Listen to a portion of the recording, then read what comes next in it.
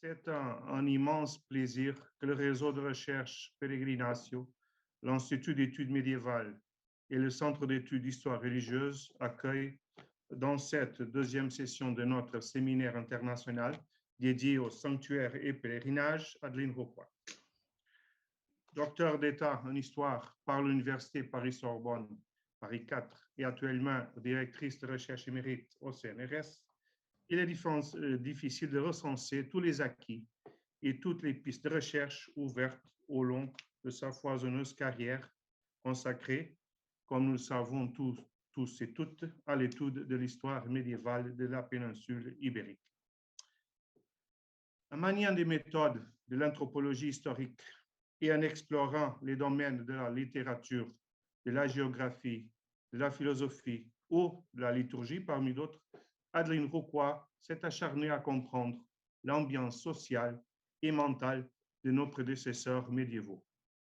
Des villes aux femmes et aux pèlerins, de l'amour au pouvoir et à l'identité, notre oratrice a tenté de mieux comprendre et d'expliquer la vie des Ibériques au Moyen-Âge, dont un témoignage éloquent demeure ses synthèses, l'histoire médiévale de la péninsule ibérique, parue en 1993, et l'Espagne médiévale 9 ans plus tard.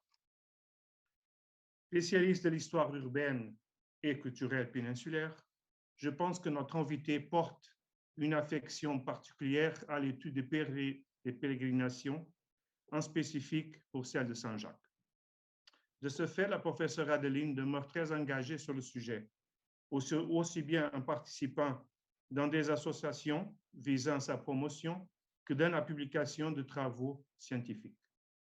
Concernant cette première filière, il faut remarquer son attachement à la Société française des Amis de Saint-Jacques-de-Compostelle, notamment à son centre d'études compostellaines qu'elle dirigea entre 1999 et 2016, et à sa revue Compostelle, ainsi qu'à des institutions ibériques comme le Comité international d'expertos del Camino de Santiago et la Junta de Galicia, par exemple.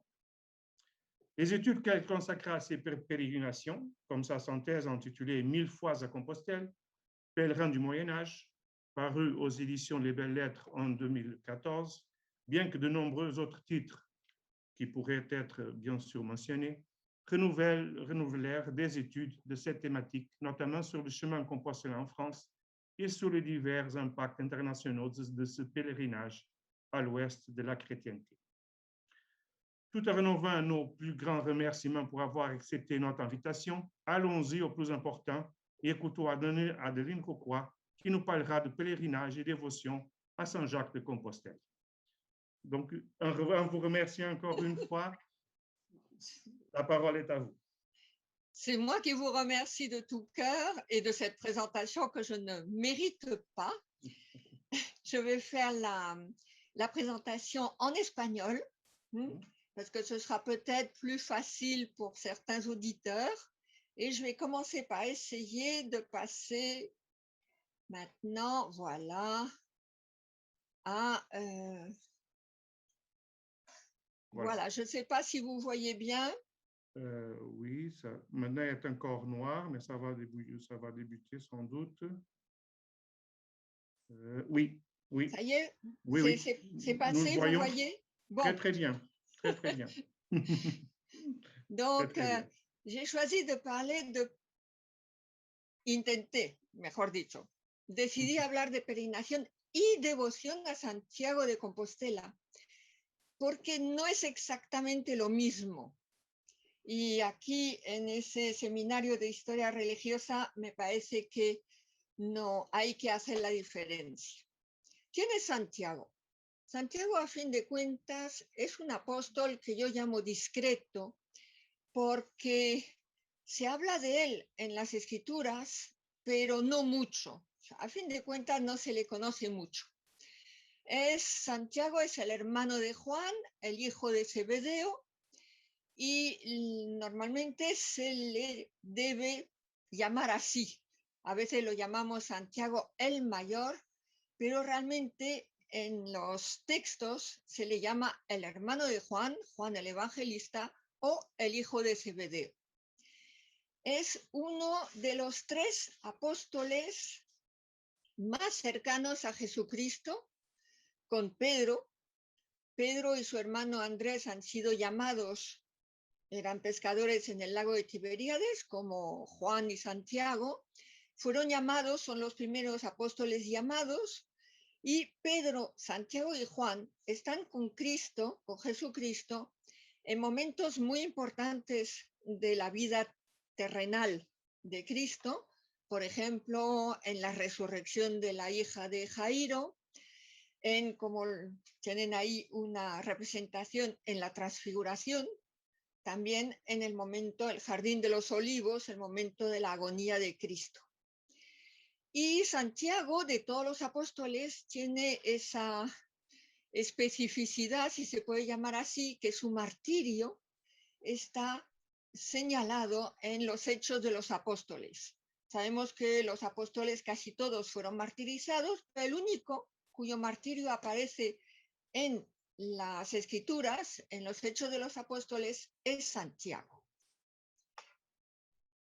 Pasan 800 años sin que se hable mucho de Santiago, hay que decirlo, excepto en un texto que circula primero en griego y después en latín en toda la cuenca mediterránea, que llamamos el Breviario de los Apóstoles, en el cual se atribuye a cada apóstol, en el momento de Pentecostés, una parte del mundo para evangelizar, y a Santiago le toca, si se puede decir, la península ibérica. Pero fuera de esto no hay gran culto a este Santiago, no se habla mucho de él. Ahora bien, hacia el 830, a partir de esa fecha, pues se anuncia que se ha descubierto la tumba de Santiago en Galicia, o sea, en el Finisterrae, por eso he puesto este mapa mundi, que es del siglo XI, donde se ve que el Mediterráneo está en el centro del mapa y están representados los apóstoles donde están enterrados, y se ha descubierto la tumba de Santiago en Galicia en época del rey Alfonso II. La difusión fue inmediata. Vemos el anuncio de la presencia del cuerpo de Santiago en Galicia ya a partir de los años 850, mediados del siglo IX, en los martirologios, por ejemplo, uno en Vienne, en el Valle del Ródano, en la Francia actual, otro en Saint-Germain-des-Prés, que entonces estaba cerca de París, ahora está dentro, y finalmente a finales del siglo IX también el martirologio de Notker de Singal, en el norte de la Suiza actual. O sea que inmediatamente se difundió esa noticia e inmediatamente llegaron los peregrinos. Ya en el siglo X hay por lo menos relatos o testimonios de presencia de peregrinos de Alemania, de la Aquitania de entonces, el obispo de Le Puy, de Reims, y hasta San Simeón, que hacia el 980 y pico llegó desde Jerusalén, era armenio, y llegó desde Jerusalén a Santiago después de visitar Roma. O sea, una difusión inmediata y un interés por parte de los peregrinos. Pero el gran siglo es el siglo XII. En 1075 se empieza a construir una nueva catedral románica, naturalmente, porque es la época, y un edificio enorme que ya nos da un indicio de la cantidad de peregrinos que se preveía o que ya iban a Santiago, porque pregunté un día cuánta gente cabía en la parte de abajo. No se utilizan actualmente las tribunas. En la sola parte de abajo caben actualmente en esa iglesia románica 2.500 personas. O sea que si se admiten 2.000 o si se prevé un edificio para 2.500 personas, pues es que hay más que 10 peregrinos, vamos a decirlo así. Además, es un edificio que responde al nuevo rito impuesto por el Papa Gregorio VII al rito romano. Pero esto no es suficiente. Faltaban muchas cosas. Por ejemplo, cómo había llegado Santiago, una vez martirizado en Tierra Santa, a Galicia, o cuáles eran las circunstancias del descubrimiento. Con lo cual, la escuela catedral, entre 1077, tienen las fechas ahí, y 1170, va a producir una serie de textos que se autentican mutuamente, por eso sabemos que es en la misma escuela donde se han escrito, y no les voy a hablar de todos porque si no sería un poco demasiado largo, pero vamos a pararnos en el Códice Calixtino. Ahí tienen la primera página. Se supone que es el Papa Calixto que está escribiendo. Este Codex Calixtino es una compilación de textos anteriores que existían y ahora se está trabajando sobre cada uno de esos textos intentando buscar la fecha más o menos exacta o las circunstancias en las que se han escrito. Pero entre 1140 y 1160 se compilan y tenemos este códex. Un códex es un libro atribuido al Papa Calixto II, se empieza a copiar hacia el 1140. Calixto II había muerto en 1124, con lo cual no se podía quejar de esa atribución. Y este texto, este libro, se compone de 5 partes, llamados libros, y un apéndice. La parte más importante, mayor número de folletos, de folios, es la parte 1, el libro 1, liturgia en honor de Santiago, sermones, himnos, misas, atribuidos así a una serie de autores, incluido naturalmente el Papa Calixto, y probablemente son atribuciones en la mayor parte inventadas. Después volveremos sobre este libro 1, que es el que nos interesa para los fundamentos, sobre todo espirituales, de esa peregrinación. Después, el libro de los milagros. 22 milagros de Santiago operados a favor de peregrinos de todas partes, para mostrar el poder del apóstol. El libro 3, la tercera parte, los relatos de la traslación, cómo después del martirio de Santiago, sus 2 discípulos, Atanasio y Teodoro, recogieron el cuerpo de su maestro, lo metieron en una barca y milagrosamente, el texto dice, Deo gubernante, la barca cruza todo el Mediterráneo de este a oeste, cruza el estrecho de Gibraltar y sube a lo largo de la costa ibérica hasta el lugar donde, como hacen muchos santos, deseaba descansar el apóstol Santiago.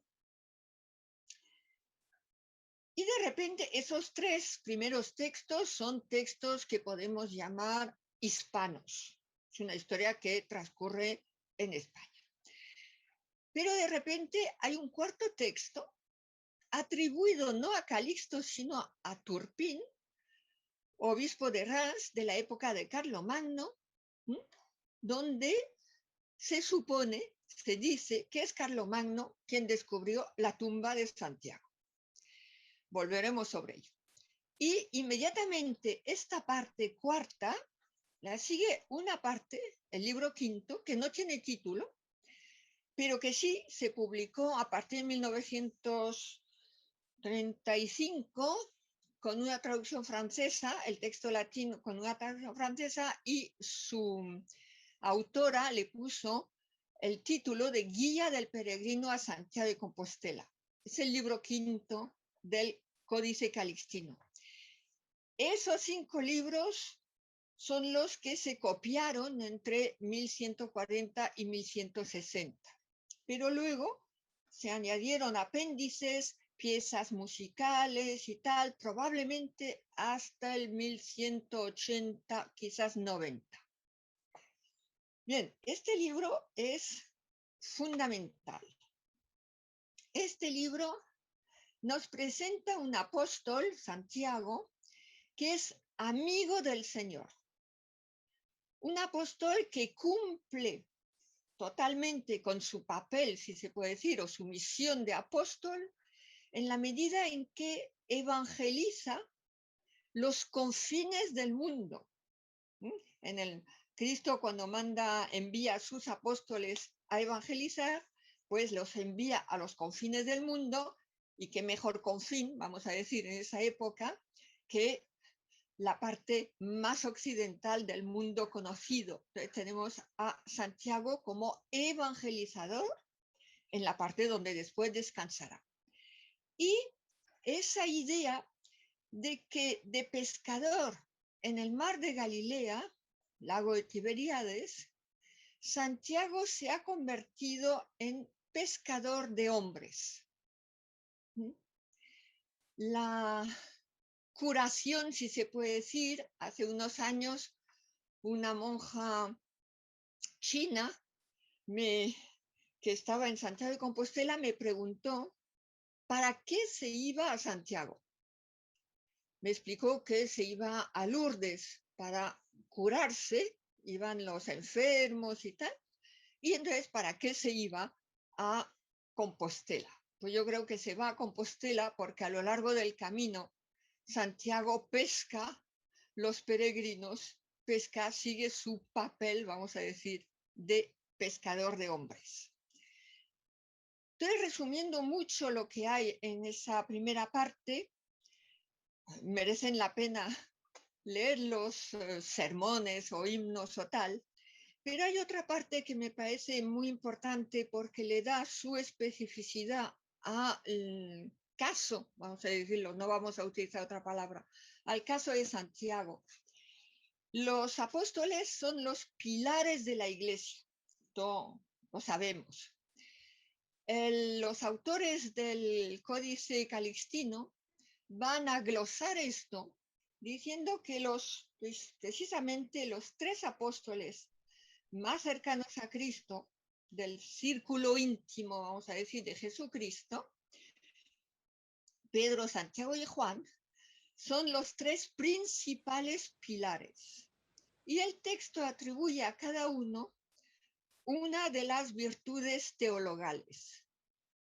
Juan, en Oriente, Cáritas, el amor. En Oriente es donde todo empieza. El peregrino que va a Jerusalén en la Edad Media, ahora mismo también, pero estamos hablando de la época medieval, vuelve al origen, va en busca del origen del cristianismo, de su religión. Es Cáritas, es el amor, es donde empieza. En el centro, Pedro, Fides, la fe. Ahí está Roma, ahí está el sucesor de Pedro, ahí está la iglesia militante. ¿Y qué nos queda? Pues en el extremo del mundo conocido, Compostela, el apóstol Santiago, spes, la esperanza. Y de hecho, el peregrino que va, no de Portugal, pero del resto de Europa, hacia Santiago de Compostela, anda de este hacia oeste. Cuando el sol se levanta hasta cuando el sol se pone. Del nacimiento hacia la muerte, la peregrinación a Santiago es la peregrinación de vida humana, simbólicamente, naturalmente, pero esa particularidad no se puede atribuir ni a Jerusalén, Cáritas, el amor, ni a Roma, donde está Pedro, la fe, sino que se va hacia la esperanza, hacia la vida futura, a fin de cuentas, lo que espera después de la muerte.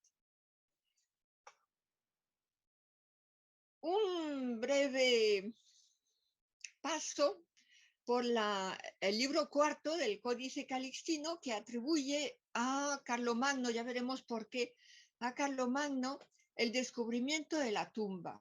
Ahí tienen ustedes en la parte de la izquierda a Carlomagno durmiendo con su corona para que se le reconozca. Santiago se le aparece 3 noches seguidas y le enseña un camino de estrellas en el cielo, camino que va desde la Frisia, desde Holanda, hasta Galicia. Y Santiago le dice a Carlomagno, ve a liberar mi tumba de manos de los infieles. Esto permite, naturalmente, datar el texto de la época de la Primera Cruzada, 1095.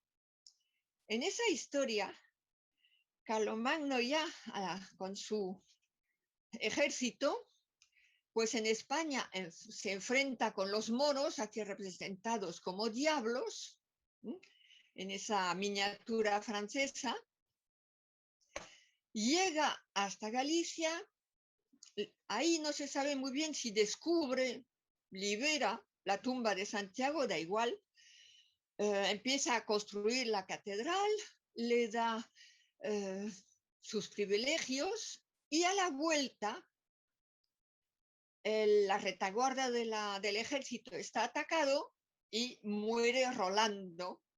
Ahí está Rolando. Y esa miniatura representa pues Carlomagno llorando la muerte de Rolando. Este texto va a ser muy importante para la peregrinación porque se atribuye en este texto a Carlomagno la creación del Camino de Santiago, el que conocemos como Camino francés. Aparte de que esas aventuras de Carlomagno, su ejército, los 12 pares de Francia, etcétera, van a llenar toda la mentalidad europea medieval. La epopeya, todo en Italia, hasta en los países escandinavos, en Alemania y tal, la historia de Carlomagno, de sus seguidores en España. Bien, ya tenemos los fundamentos. La peregrinación. Pues la peregrinación, este es el camino aquí en el mapa de la izquierda, en la parte hispana, del ejército de Carlomagno. Y a los peregrinos se les explica que en tal o cual sitio van a encontrar, aquí tuvo lugar tal batalla, aquí en Pamplona, por ejemplo, en esa historia, después de 3 días de sitio, las murallas se derrumbaron solas, etc. El texto dice que empieza diciendo, es el libro quinto, que hay 4 villas para ir a Santiago. Habla de San Martín de Tours, habla de la Magdalena de Vézelay, habla de Nuestra Señora de Le Puy y habla de San Gil o Arles, depende. Ahora bien, ese mismo texto, en el libro quinto del Códice Calixtino, en su capítulo 8, solo describe la villa turonense y la villa egidiana, diciendo que aquí hay 11 santuarios que debe visitar el peregrino y aquí 9 santuarios que el peregrino debe visitar. Entonces, nos hemos preguntado por qué dice que hay 4 villas y solamente describe 2. Que además, en los relatos de peregrinos hasta el siglo XX, son las únicas vías utilizadas. Nunca ha existido hasta mediados del siglo XX una vía de Vesolet o una vía de Le Puy. Lo cual es lógico, sabemos todos que, al igual que los romanos, en la Edad Media, cuando se ve una montaña, se rodea. No se cruza una montaña, no hay senderos, no hay albergues, no hay ciudades. Entonces, no iban a cruzar el macizo central que está aquí. Entonces, ¿por qué 4? ¿Por qué dicen que hay 4 villas y solamente, finalmente, fueron 2? Buscaron 4 santuarios, San Martín de Tours, la Magdalena, Nuestra Señora, San Gil, pero lo importante ahí probablemente es la cifra, 4. Simbólicamente, bueno, puede decir muchas cosas, los 4 brazos de la cruz, la Trinidad más el hombre, pero en ese caso probablemente es para decir que de los 4 puntos cardenales, el peregrino debe encaminarse hacia la tumba del apóstol Santiago. Hay que tomar ese texto no en el sentido literal, como se ha hecho, sino en el sentido simbólico. Ahora, de esos 2 caminos que solamente se convierten en uno, este es el mapa de los caminos de Santiago, caminos señalizados como caminos de Santiago de Compostela en toda Europa. Más de 60.000 kilómetros de caminos están señalizados desde Lituania, Polonia, Dinamarca, el sur de Italia, están señalizados caminos de Santiago de Compostela. Ese es el mapa que se levantó en 2017. Se camina de todas formas hacia el Finisterrae. Una de las especificidades de la peregrinación, lo sabemos, la peregrinación no es un sacramento, la peregrinación no es algo exigido por la Iglesia, como en la religión islámica, la peregrinación a la Meca. La peregrinación es una devoción individual, es un deseo individual de ir a algún lugar, a algún santuario. Después de una especie de llamada, podemos recordar la llamada que le hace Santiago de Compostela a Carlomagno, de uno, y los peregrinos actualmente siguen diciéndolo, de uno que siente el deseo, por no decir la necesidad, de acudir a ese santuario. Es el motivo por el cual ya en el siglo XIII los predicadores parisinos intentaban mantener a sus feligreses en las parroquias. Y Roberto de Sorbón, un buen día hacia 1260 y algo, en un sermón, explicó a los que oían el sermón que no hacía falta ir tan lejos para conseguir la salvación, que el diablo había ido 1000 veces a San Gil y a Santiago de Compostela. Esa devoción, esa llamada que uno siente personalmente era muy específica.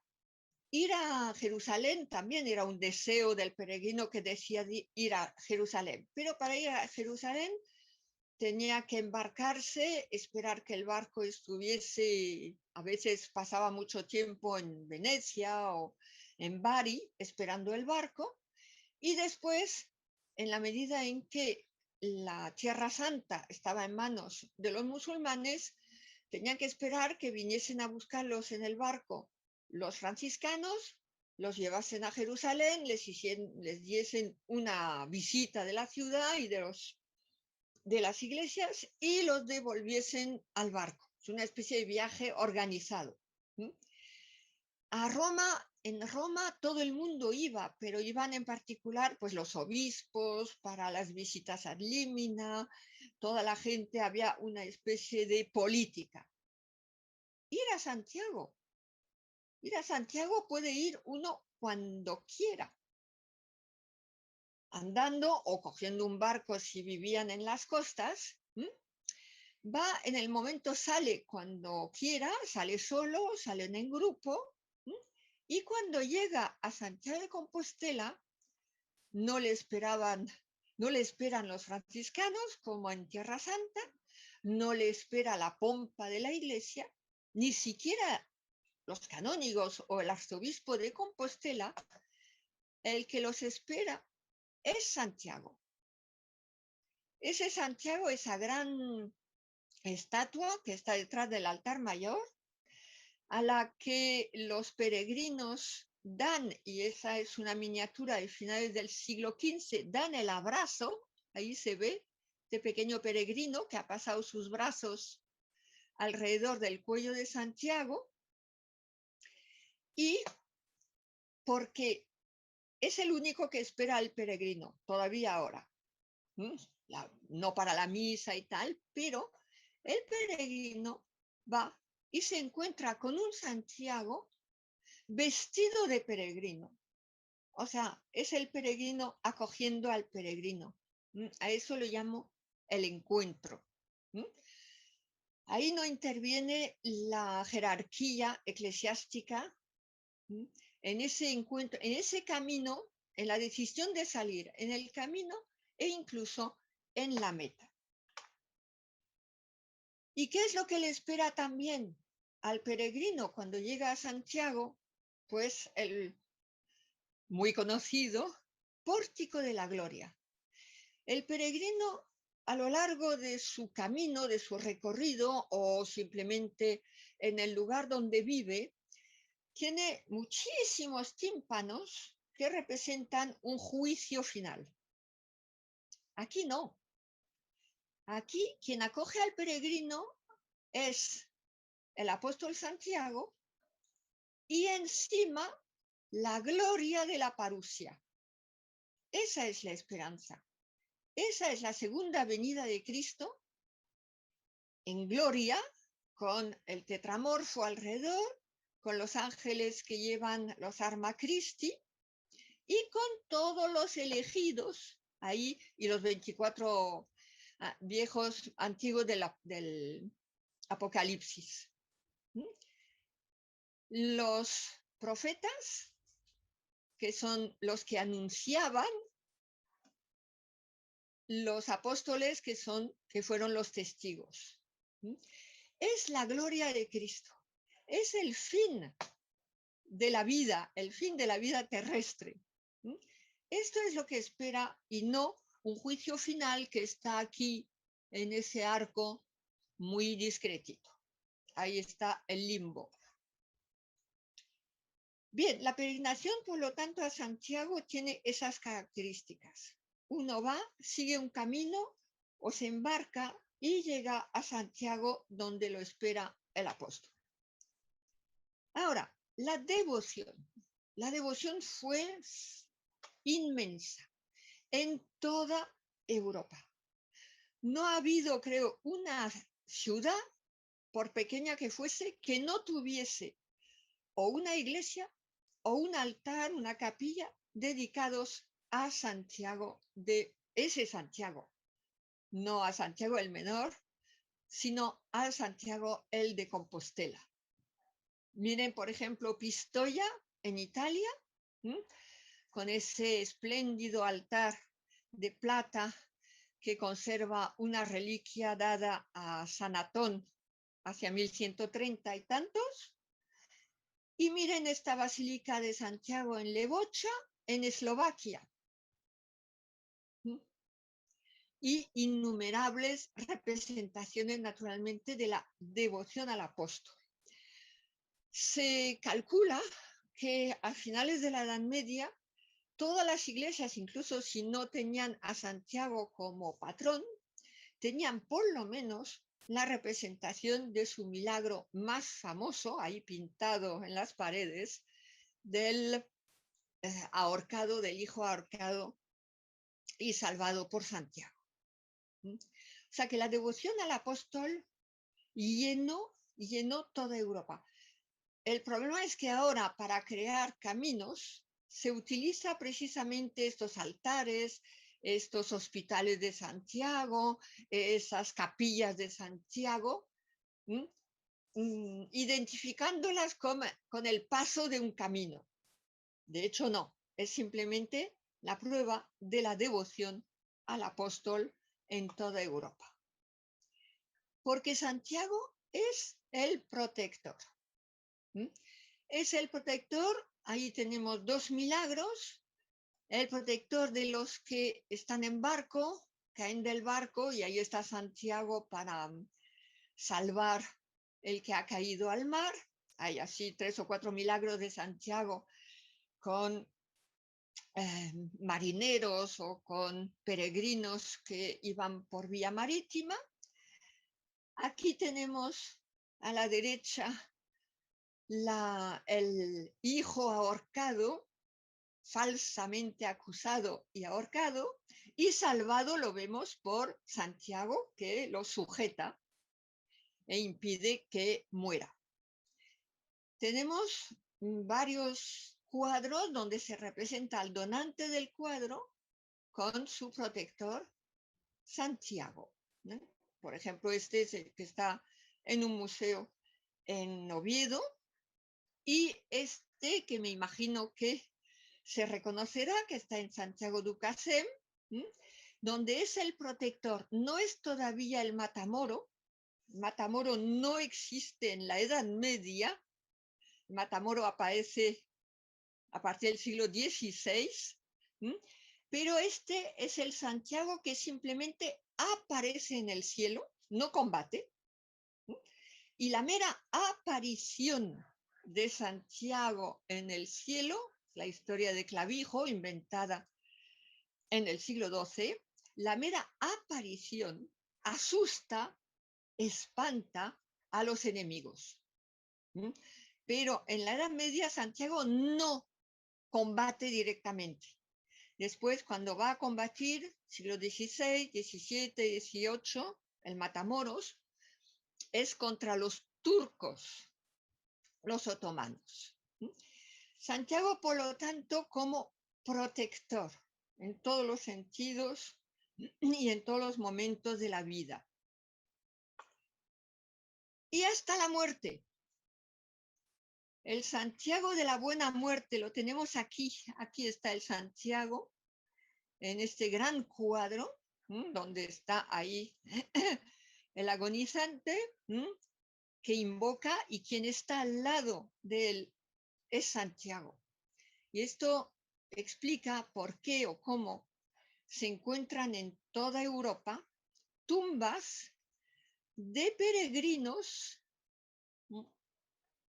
Se les reconoce o simplemente con el bastón,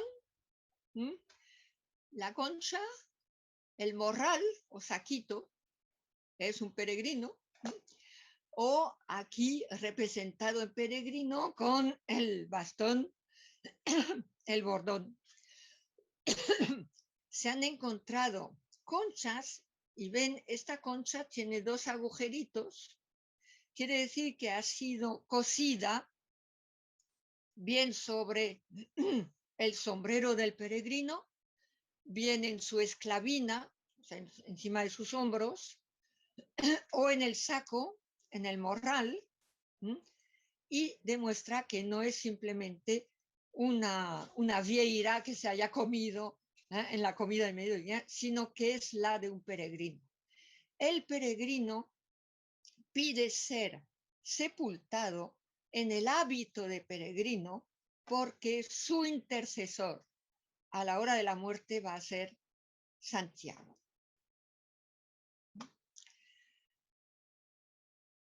Ir hasta Compostela es ir hacia el Finisterrae.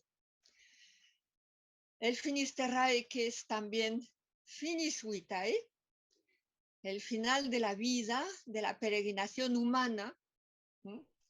Y es andar hacia el oeste, hacia lo que espera al cristiano después de la muerte, hacia la esperanza, y es Santiago la esperanza. Y muchas gracias.